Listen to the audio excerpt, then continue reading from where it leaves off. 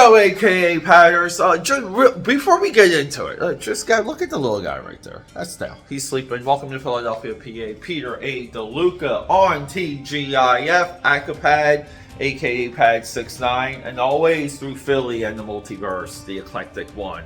Welcome to it. I just want to jump right into it. I don't want to tell you guys why I'm like having slow video rollouts or why I'm trying to double and triple them up. We expect 2 today, by the way. Future video, it's that amazing Star-Lord painted 3-issue miniseries. We'll be going through that. I also wanted to do a stack of my new inspiration. Just so you guys can see what gets me going.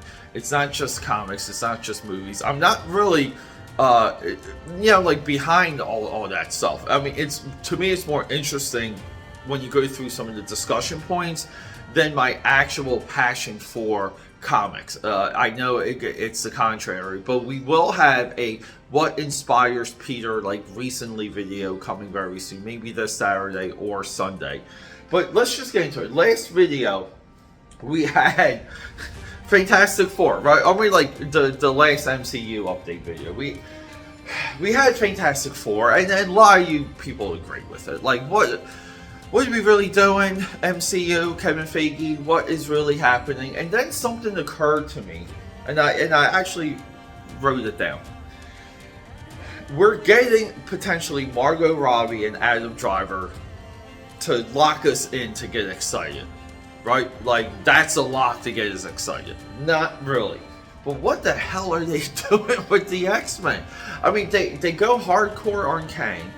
They pretty much get Spider-Man, like, within the Marvel Cinematic Universe when it comes to their dealings with Sony. They're letting Sony develop a confusing Spider-Villain verse that I can only assume will pay off in Secret War.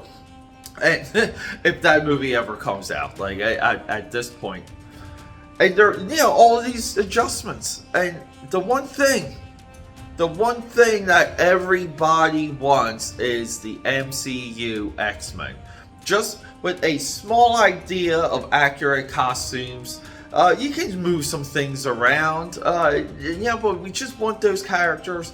We want Rogue, we want Gambit, we want Wolverine, we want Professor Xavier, we do want Colossus, Storm, Jean Grey, Cyclops. The X-Men in the era of the 90s is cooler than cool, and that's what we want.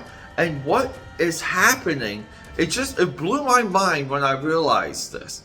The way that they want you to get excited for X-Men, the way that they're reintroducing X-Men into the popular culture and into the lexicon for the normal people is through a rebooted 90s cartoon series that is a sequel extension, and that's also confusing because we know those last batch of episodes, right, shifted, I think that Nirvana was not animating or producing X-Men at that time, and that last batch of episodes wasn't great.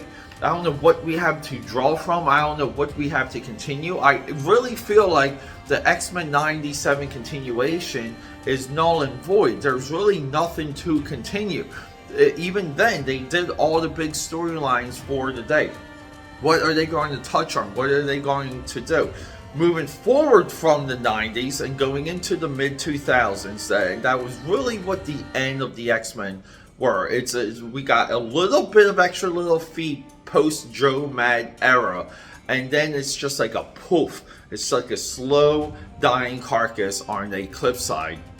That's literally what happened with the X-Men franchise. And everyone says, oh, the X-Men and the Inhumans, and there was some rights, and I do know, right, like I couldn't find it to bring it up, but there pretty much was a memo that went out that said, like, with this Fox deal, we're going to go with the Inhumans, and let's do an Inhumans focus and see if we can kind of make the Inhumans as important as the X-Men were.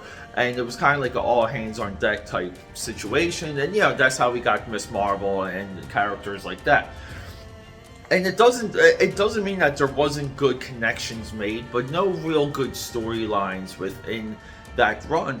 And Marvel did not abandon the X-Men. That's somehow a low-hanging fruit, very poor geek opinion.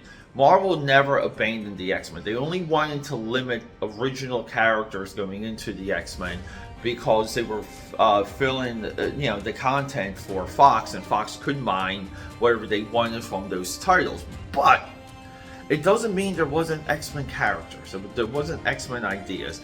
The true crumbling and fall of the X-Men franchise was when Brian Michael Bendis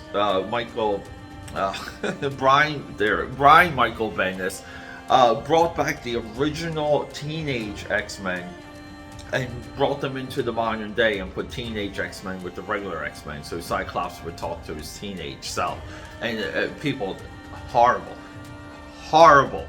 Okay, nothing what the X-Men are about, nothing what made them cool. Some people say that was in response to some of these requirements that will coming down from the Marvel higher ups. And for the benefit of the doubt, let's say a lot of that stuff is true and locked in. I know very few interviews and very few clear definitions of those rights, what the internal status quo were, or what some of the editorial mandates were. It's not exactly clear, and people act like it's concrete. But my larger point is that you're bringing back the X-Men in a resurrected 90s cartoon, and no one wants that. Period. That does nothing. That doesn't juice my orange. No squeeze out of that. It's just very confusing. And we have maybe what Marvel really has remaining is X-Men, Fantastic Four, and Doctor Doom. And you guys kind of know my opinion about Fantastic Four. Fantastic Four can just go. It's really the X-Men and Doctor Doom. That's the absolute only path back to coolness. And that doesn't say they don't have to handle it well. And now we're seeing, almost like how they're handling Guardians of the Galaxy 3.